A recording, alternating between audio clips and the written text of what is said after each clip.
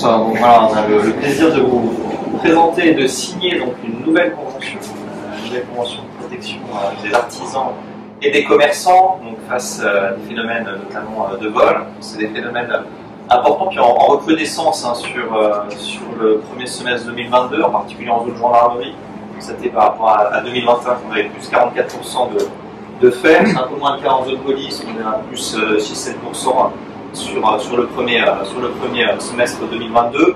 Néanmoins, voilà, c'est un phénomène de préoccupation réelle qui a été pris en compte dès 2014, une première convention qui avait été signée avec la CCI donc pour les commerces, et donc on a le plaisir d'étendre le dispositif aux artisans, donc sur un nouveau format, donc, alerte artisan et commerçant 56. L'objectif, il est assez simple, c'est l'information partagée, voilà, c'est de pouvoir remonter l'information aux forces de sécurité, qui à leur tour peuvent le diffuser à l'ensemble des partenaires du réseau. Alors, si je ne dis pas de bêtises, je crois qu'on a un millier de partenaires, donc c'est extrêmement dense. Plusieurs alertes qui ont déjà été diffusées depuis la mise en place, et donc quelque chose qui vraiment permet de créer la sécurité collective, de la sécurité partagée, et qui se double de la possibilité pour les artisans et commerçants qui souhaitent de pouvoir bénéficier aussi de l'appui de référents sécurité pour faire de l'analyse de risque et optimiser la sécurité de leurs établissements.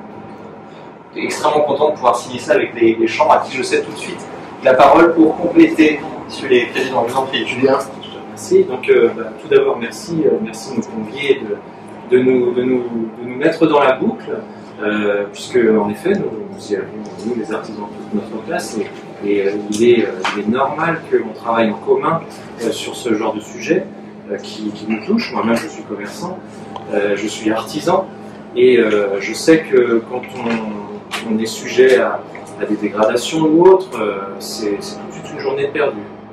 Voilà. Donc, je pense qu'on doit agir en amont. Cette vitrophanie qui sera posée sur les commerces, je l'espère, dissuadera les éventuels délinquants, mais pas que. Le fait d'être en réseau, on parle souvent de réseau, on parle souvent d'équipe chez nous. Le fait de travailler en équipe, c'est aussi comme ça qu'on arrive à venir à bout de ce genre de problème. Donc, en tous les cas, merci de me convier dans la boucle. Et puis, on est bien entendu à vos côtés des services de la préfecture, des services de grave. Et vous pouvez compter sur nous. Merci à vous. Merci à vous. Je ne vais pas rajouter grand-chose à ce que vient de dire Julien. On tenait, chambre consulaire, commerce, chambre des métiers, d'artisanat, à ce que le commerce qui soit mis en valeur aujourd'hui soit un commerce de bouche, de qualité, c'est le savoir-faire de nos villes, c'est ce qui anime le commerce de centre-ville, c'est les métiers de bouche. Et donc l'idée de venir chez Véronique était une idée partagée parce qu'on met bien en valeur ce que les clients aiment trouver dans leur centre-ville, c'est-à-dire de la qualité, un sourire et un vrai sens du commerce. Donc on a l'habitude de travailler avec la Chambre des métiers de l'artisanat. Les chambres consulaires sont très alignées sur leur volonté de travailler en partenariat avec les services de l'État, et on le prouve encore ce matin. Merci. Monsieur le commissaire général, colonel. Par rapport à ce qui a été dit et par rapport au contenu de la convention qui va être signée, je pense qu'il est important de parler des GPO et du service dans le cadre de la sécurité au quotidien qui est au service de nos concitoyens. N'hésitez pas à nous faire remonter les choses qui pourraient perturber ou gêner dans le fonctionnement au quotidien. Je pense notamment dans le secteur de centre-ville où on avait des gens qui nous posaient problème. N'hésitez pas à le faire revenir. On travaille en liaison avec la mairie, avec différents services, et l'objectif est d'apporter une solution aux problématiques que vous soulevez. C'est dans le cadre de GPO, donc des groupes de partenariat opérationnels, que ces données sont traitées avec différents partenaires, chacun apportant sa pierre à l'édifice pour pouvoir apporter une solution et régler les problèmes que vous pouvez avoir, mais n'hésitez pas à nous les faire remonter d'une manière ou d'une autre. Vous adressez un courrier, vous venez nous voir, peu importe comment ça arrive par les commerçants, par le système de réseau, et on est là pour pouvoir vous aider. Donc, je vous félicite également d'être signataire à cette convention. Voilà ce que j'avais à dire. Quelques mots pour le point de gendarmerie également. Alors, beaucoup de choses ont déjà été dites, je ne vais pas m'éterniser. Donc, nous, c'est effectivement, accomplissement, bien sûr, tout un travail, toute une entente. beaucoup de choses sont déjà faites évidemment. Donc ça c'est parfait. Je tiens alors à relativiser un chiffre que vous avez donné effectivement quand même. Alors oui effectivement c'est une hausse notable effectivement sur un retour à la normale aussi. Voilà et voilà surtout un retour à la normale après 2 années effectivement de crise sanitaire qui ont vu effectivement les chiffres baisser et les cambriolages baisser. Donc ce n'est pas satisfaisant pour autant, bien évidemment, et donc il faut qu'on travaille ensemble pour lutter contre ces phénomènes de cambriolage des locaux professionnels et associatifs. Mais voilà, on n'en est pas encore rendu au niveau quand même hanté, puisque on est encore à 100-150 cambriolages en dessous du niveau donc l'année 2018-2019. Pour donner un petit peu quelques points de repère. À côté de ça, pour travailler, alors nous travaillons sur un territoire beaucoup plus vaste évidemment au niveau du groupement de gendarmerie, puisque nous sommes quand même compétents sur 243 des 249 communes du Morbihan, un immense territoire, compliqué à surveiller, vous en doutez, mais vous êtes toujours quand même en local des correspondants locaux, bien sûr dans les brigades, bien sûr nos échelons de proximité. Ils sont toujours en mesure d'intervenir, de vous conseiller également, avec des correspondants sûreté également, on le relève de la cellule de prévention technique de la malveillance qui est au niveau départemental et qui, là encore, peut apporter son expertise pour vous aider, vous conseiller, pour mieux vous protéger. Voilà. Merci, colonel. Y compris sur les îles du Morbihan. Y compris. Vous êtes partout. Ah oui, oui. Essentiel. Vous êtes déjà du coup adhérente ou pas encore, madame? Je suis adhérente et je suis membre de la CCI. Et, voilà, je suis aussi ressortissant voilà, de la Chambre Vous avez la double casquette, ouais. Exactement.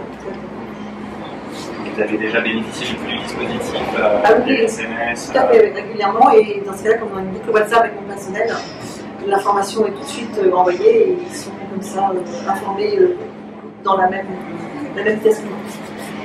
C'est important parce que ça nous permet d'être vigilants et puis de rester sur nos gardes s'il y a des quoi que ce soit.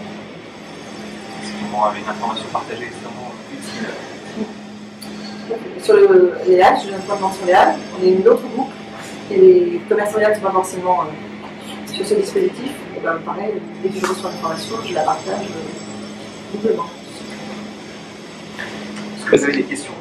Ouais. Est-ce que vous pourriez décrire concrètement le fonctionnement du processus, voilà.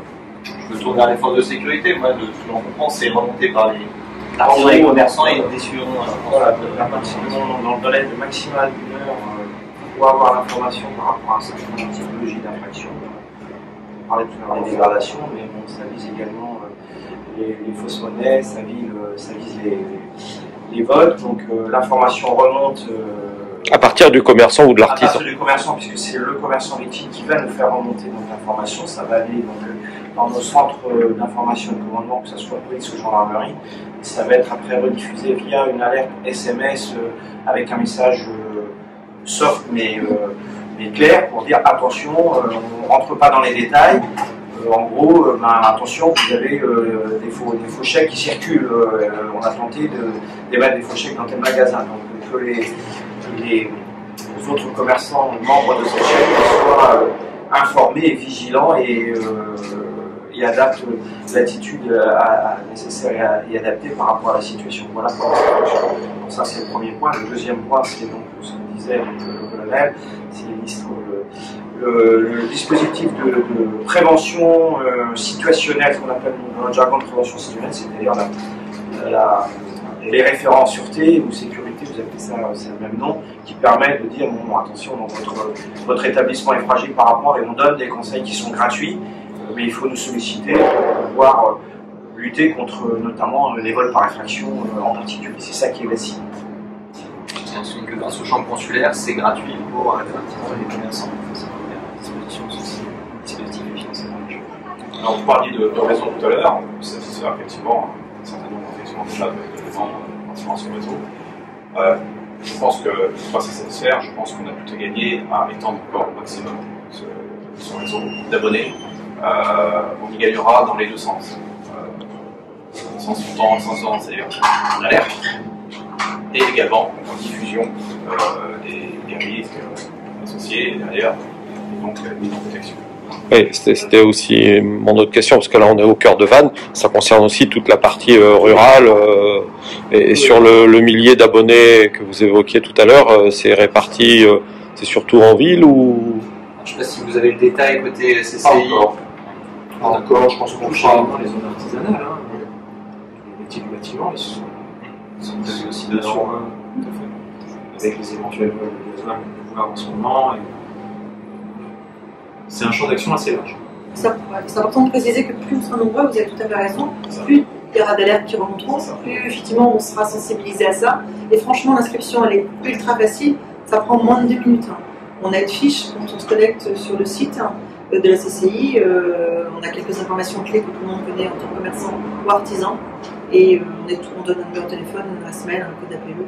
C'est super rapide, la demande est tout de suite prise en compte. Et à partir de là, on est enregistré. Donc, je pense que c'est important de sensibiliser les commerçants et les artisans. Je pense qu'il y a beaucoup de gens qui ne connaissent pas cette alerte commerce et artisan. Je suis sûre et certaine. Donc, Et dire que c'est gratuit aussi. C'est un plus en fait. Oui, et donc le bon conseil pour les commerçants, c'est d'aller sur le site de la chambre de commerce ou de la chambre des métiers. Il y a la préfecture et les 2 chambres consulaires. Ça, c'est le point de départ de l'inscription. Et alors, je crois qu'on a mis un QR code, si je ne dis pas de bêtises. Je me trompe. Il y a un QR code qui a été créé et qui est sur le flyer et il est bon sur la page d'accueil du site internet. Ça permet assez simplement de flasher le code, d'accéder à toutes les informations nécessaires. En moyenne, par année, c'est combien d'alertes SMS qui sont émises? Est-ce que par rapport au retour d'expérience? Je dirais que ça reste limité. Ça reste limité. Bon, après, il y a eu des années Bien sûr, hors Covid, qui ont complètement vicié la donnée. Je disais, une dizaine. Après, je pense sur les polices, on va être sur une dizaine. Je vous confirme, moi, c'est à peu près 10 SMS que j'ai reçus dans l'année, et avec plus d'intensité l'été, avec une circulation de faux billets, beaucoup sur juillet-août en fait. On fait attention à la monnaie qu'on nous donne. Et des fois, il y a un descriptif qui accompagne l'alerte, genre un individu. Des fois, il y a des magasins aussi qui prennent des photos, enfin, ils ont des systèmes, on a des fois une photo qui accompagne l'alerte. Des gens Vous avez un vol dans un magasin, on va avoir attention individu suspect intervenu dans un magasin. Soyez vigilants. Voilà, c'est vraiment cette logique d'instantanéité aussi qui fait toute la force du dispositif, c'est d'avoir l'information tout de suite. Et l'alerte que vous envoyez, vous, en tant que commerçant, c'est celle-là qui est partagée immédiatement sur le réseau ou c'est transite d'abord par les forces de l'ordre? L'alerte, le commerçant appelle les services de police ou de gendarmerie, et c'est nous qui, à partir des informations que l'on a, on va diffuser sur la chaîne le message. Le message. On a nous d'agir dans un délai le plus rapide possible, si possible dans le moins. Dans l'heure. Ouais, dans l'heure. ça va. Je veux dire, une information qui arriverait 4 heures après, ça ne sert à rien. Elle est perdue. Et il y a donc une petite affiche qui signale que... Voilà, vous avez l'affiche qui peut être apposée sur les commerces par les artisans et commerçants membres du dispositif. Le QR code en question qui est disponible pour pouvoir flasher.